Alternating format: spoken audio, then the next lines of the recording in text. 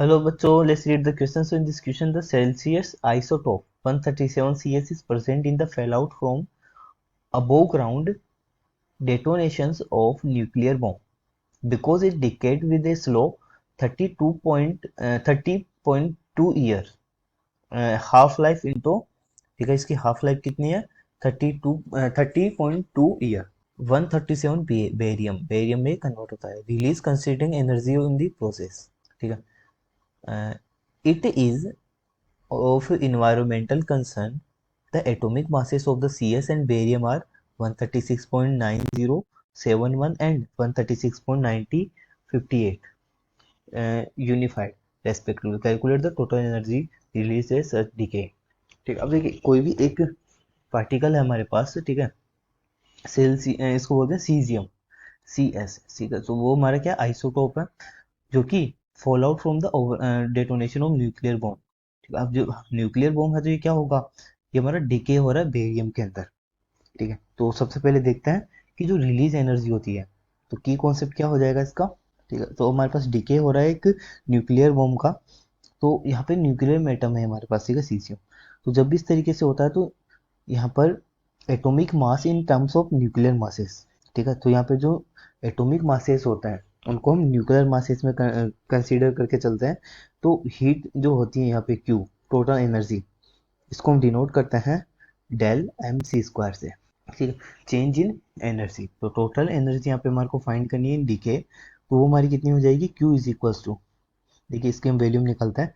हमारे पास सीजियम था स्टार्टिंग में, तो M mass of caesium minus, ठीक है, इसका एटॉमिक मास होता है हमारा atomic number 55 M C, sorry mass of electron, ठीक है, माइनस माइनस बेरियम में कन्वर्ट हो गया, so M mass of barium minus 56 M mass of electron minus the mass M, ठीक है, मल्टीप्लाइड सी स्क्वायर।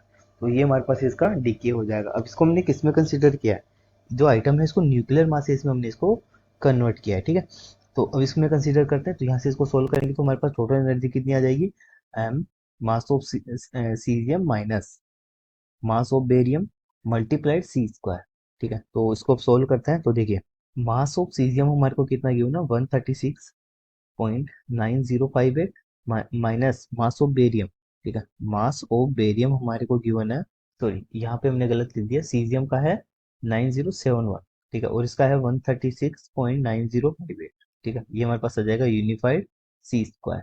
ठीक है, तो क्योंकि हमारे पास कितना आ गया, हीट जो है वो आ जाएगी 0.0013 यूनिफाइड सी स्क्वायर। अब देखिए हम जानते हैं कि जो वन यूनिफाइड होता है, ठीक है, one unified is equal to होता है हमारा 931.5 इलेक्ट्रॉन मेगा इलेक्ट्रॉन वोल्ट पर सी स्क्वायर। ठीक है, तो यहाँ से सी स्क्वायर से सी स्क्वायर कैंसिल हो जाएगा, इसको इलेक्ट्रॉन वोल्ट में कन्वर्ट कर देंगे तो देखिए 0.00134 मल्टीप्लाइड, या फिर सॉरी 13 है यहाँ पे, 4 नहीं, यूनिफाइड है ये। ठीक है, यूनिफाइड को कन्वर्ट कर दिया हमने मेगा इलेक्ट्रॉन वोल्ट, सो 931.5, ठीक है, मेगा इलेक्ट्रॉन वोल्ट, सी स्क्वायर से सी स्क्वायर कैंसिल हो जाएगा।